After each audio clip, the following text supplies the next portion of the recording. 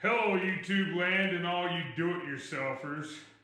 Welcome to another feasible production, and I am the Feesmeister. Today my wire harness just came in from Diesel Conversions, and I figured I'd do a little show and tell today.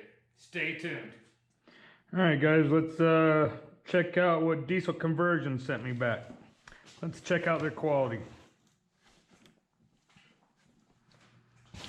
Alright, so I did kind of go through this once before I figured I'd do a little show and tell with everyone else. So right here, this is the 2010 F350 Ford wire harness. If you take a close look at it, it looks really clean.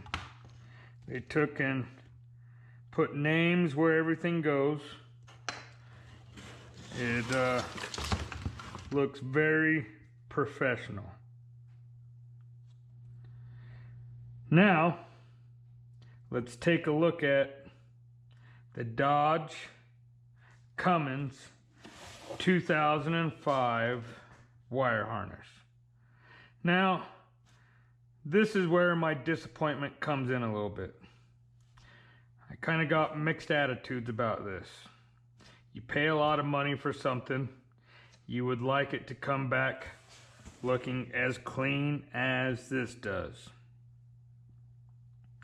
Now, maybe the best way to get this to look like this is when you first start off, maybe don't send them an old wire harness. I guess I was thinking that they'd send it back a whole lot cleaner. The areas I am happy with is, I guess this might be something I was missing. So they went out into their pile and ended up finding some stuff to piece together the Dodge. So let's take go ahead and pull this out. So, if you take a look at it, where was it? Right.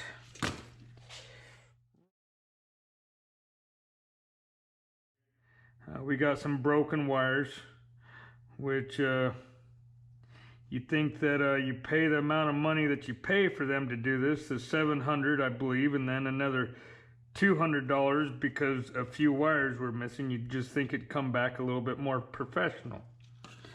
But I guess if you want professional from them, you might want to start off with brand new wires to send them, if you can find them. So, ladies and gentlemen, that pretty much sums up the wire harnesses that I got back from Diesel Conversions.